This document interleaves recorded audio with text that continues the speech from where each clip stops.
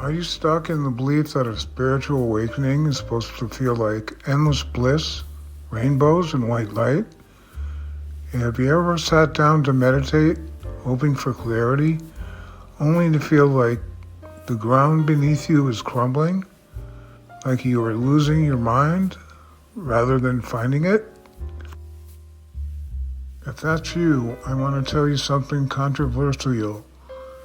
That crumbling feeling, that anxiety that screams louder when you try to get quiet, that sense that the color has drained out of your world, it isn't a sign that you're failing. It isn't a sign that you are broken.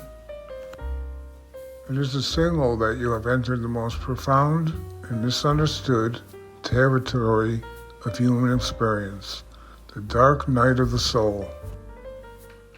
We are sold an image of spirituality that looks like a permanent vacation, but if you're watching this, you know the truth. The beginning of a true awakening is often destructive. It is an alchemy of the self, and alchemy requires heat. It requires the burning away of the old to make space for the new. Today we are moving away from the confusion and moving towards the clarity.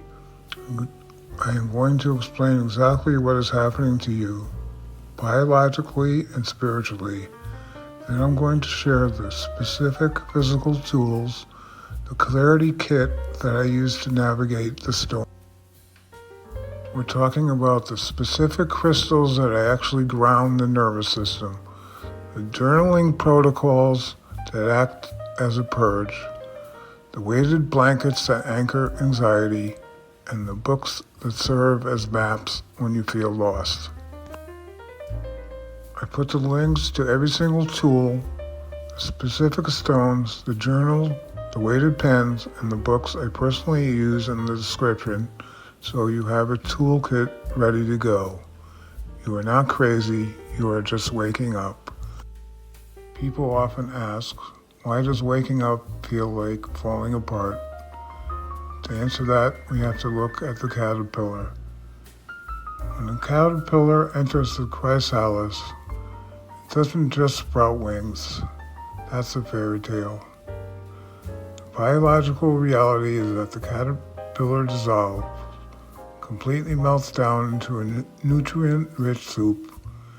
If you open that chrysalis halfway through the process, it wouldn't look like a caterpillar, it wouldn't look like a butterfly, it would look like a mess. Right now, if you're in the dark night, you're in the goo. You're in the liquid state. Your old identity, the job you liked, the friends you hung with, the food you ate are all dissolving, and that dissolving is terrifying to the ego.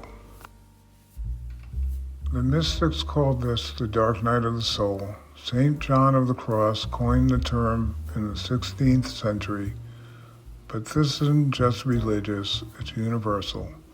It's important to make a distinction here. The dark night acts like depression. The reason meditation feels so hard for many of us right now, and thoughts are like a vapor, you catch one and disappears into a cloud of anxiety, is because you are trying to anchor a high-frequency spiritual process in a body that is freaking out. Your nervous system is trying to run 1,000 volts through a wire built for 100 volts. You cannot think your way out of this. You need to feel your way through it, and you need physical tools. You need a bridge. I'm going to walk you through the 3 phases of the dark night: the collapse, the purification, and the rebirth. For each phase, I'm going to give you the physical tools to handle it. These tools are designed to last a lifetime. Unlike a digital app, we're going to cover the grounding stones, the one ritual better than meditation, the sound frequencies, and the books that act as anchors. Let's take a deep breath. Be intentional, and let's begin. The first phase is the collapse. It usually starts with a sense of meaninglessness. Suddenly the things that used to bring you joy feel empty.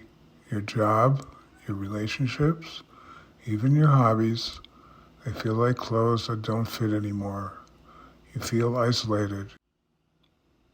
If that's you, listen closely. This void is not empty, it's fertile. What is happening is that your false self, the ego mask you wore to survive childhood and fit into society, is cracking. You are seeing through the illusion. Eckhart Tolle talks about this extensively. When the ego collapses, there is a gap before the true self emerges. That gap feels like death, but is only the death of the illusion. During this phase, you need intellectual validation. You need to know that others have walked this path. The Power of Now, or The Untethered Soul, are great books to read. Power of Now, Eckhart Tolle, Untethered Soul by Michael A. Singer, and The Emotion Code by Dr. Bradley Nelson. But the most important thing to know about the collapse is that you cannot rush it. You cannot force the butterfly out of the chrysalis. If you do, its wings will be shriveled and it will never fly. You have to sit in the void. You are being asked to let go of who you were so you can meet who you are, and that requires a level of bravery that nobody talks about. As the ego collapses, we enter the second phase, the purification. This is often where the physical symptoms hit: insomnia, waking up at 3 a.m., strange aches, buzzing in the ears, extreme sensitivity to noise and crowds. When we awaken, our sensitivity heightens. You become an emphatic sponge. You start to feel the emotions of others, the energy of the room, the weight of the world, and without boundaries, this crushes you. Most people try to numb this. They scroll, they eat, they distract, but we are going to do the deep work. We are going to build a container for this energy. This brings us to the most critical tool in your clarity kit, physical grounding. When the mind is flying away, the body needs a rock, literally. I know some of you might be skeptical about crystals. You might think it's just a placebo. And to that, I say, even if it's a placebo, if it works, use it. But I believe it's more than that. Everything is frequency, and these stones carry the frequency of the earth, slow, dense, and stable. First, let's talk about the heavy lifter, black tourmaline. If you're an empath or if you are going through the dark night, this is non-negotiable. I never travel without it. Black tourmaline is purely protective. Think of it as an energetic shield. When you're waking up, you are open. You are vulnerable. This stone creates a boundary. It takes the chaotic, static energy in your aura and grounds it down to the earth. Next, smoky quartz. Where tourmaline protects, smoky quartz transmutes. It takes that heavy mud of depression and anxiety and filters it. It's like a purifier for your energy field. You feel like you're carrying the weight of the past, or you can't let go of grief. Smoky quartz is your ally. I keep a spare of this on my desk. When I feel the overwhelm rising, I place my hand on it. Cold, solid, real. And beyond crystals, we need to talk about weighted blankets. During the dark night, the nervous system is in fight or flight. A weighted blanket stimulates a hug. It provides deep pressure stimulation that forces the body to release serotonin and lower cortisol. I'll link the ones that I use in the description below. Now we move to the most important tool in the Clarity Kit. I said earlier that meditation can sometimes make anxiety louder. When you sit in silence with a chaotic mind, you are just sitting in a storm. You need to get the storm out of you. You don't need to be a writer to do this. In fact, it's better if you aren't trying to be good. The ritual is called the Purge. It's technically known as shadow work, but I prefer the. Here is the protocol. You need a dedicated, beautiful space, hardcover journal, something that feels sacred, a pen that flows. I use a weighted brass pen because the weight of it slows down my hand. It forces me to be intentional. I mean it, garbage. I'm tired, I'm scared, I don't know why I'm here. My back hurts. I'm angry at my boss. I feel like a failure. Get the shoulds out so they stop blocking the wants. Don't think, just let the ink flow. Suddenly the pen starts moving its own. You aren't just writing, you're building a bridge between the person you are and the person you are becoming. You are taking the swirling vapor of your anxiety and trapping it on the physical page. Once it's on the page, it's not in your body. If you feel stuck, here's the shadow work prompts I use. What am I grieving right now? What part of me is trying to die? If my anxiety could speak, what would it say? Stop waiting for a lightning bolt of purpose to hit you while you sit in silence. Start hunting for it on the page. If you look in the description, I've linked to specific journals I use. They lay flat.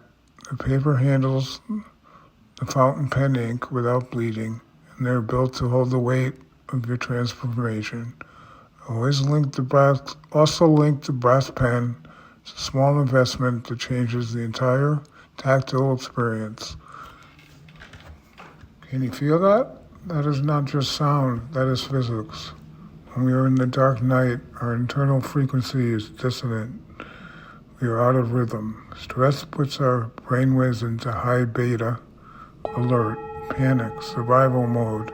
To heal and access the subconscious, we need to drop down into alpha and theta states. That is where sound healing comes in. You don't need a whole orchestra. You need one good frequency. I use a Himalayan singing bowl, specifically a hand-hammered one consisting of 7 metals. Before I journal, or when I feel a panic attack coming, I strike the bowl. I listen to the sound until I can physically no longer hear it. I follow the sound into the silence. This resets the nervous system, creates a pause, and in that pause you have a choice. You can choose to foreact or you can choose to respond.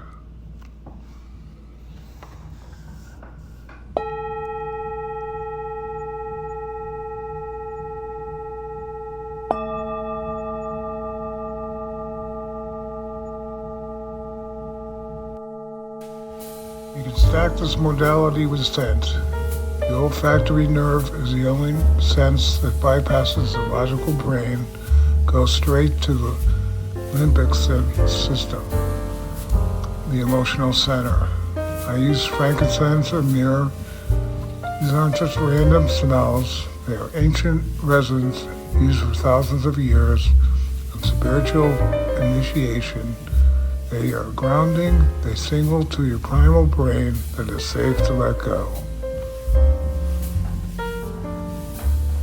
Link the singing bowls below and the high-grade essential oils in the Clarity Kit below.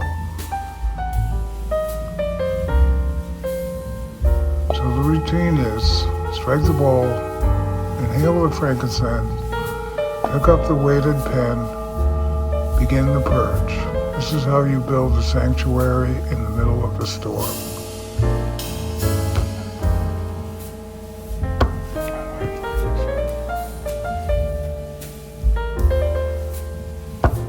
Finally, we reach the potential of the dark night, the rebirth. As you ground your body and purge your mind, the clouds eventually break, and you need to learn how to trust your intuition again. This brings me to my favorite secret tool, the Archetype Oracle deck. Now let's be clear, this is not about fortune telling. This is not about giving your power away to a piece of cardboard. This is about using a mirror. When you're in the dark night, you don't trust yourself. You lost your internal compass. An Oracle deck helps you find it again. Let's say you're confused about a decision. You shuffle the deck and you pull a card. The card is a prompt. It bypasses your logical, fearful mind and speaks directly to your subconscious. You look at the image and your intuition jumps. Yes, that's it. Or no, that's wrong. Either way, you made the decision. The card just forced you to reveal it to yourself. I look for decks with deep archetype imagery. Decks of nature scenes. As they speak to the soul. This is the beginning of a new you that doesn't look outside for validation, but looks inside for truth. You are being asked to strip away the false so the real can emerge. It's the most difficult thing you will ever do, but it's also the most rewarding. It's messy, it's scary, but you have the tools. You have the stone to ground you, you have the blanket to hold you, you have the pen to clarify you, you have the sound to reset you, and you have the cards to mirror you. I will leave the full clarity kit, the journals, the weighted pens, the crystals, the singing bowls, and the decks in the description. Tell me in the comments what is the first word that comes to your mind when you think of your higher self. I read every single one. If this video served you, hit that subscribe button. We're building a community of people who are doing the deep work. Be well, be intentional, and I'll see you in the next video. Thank you.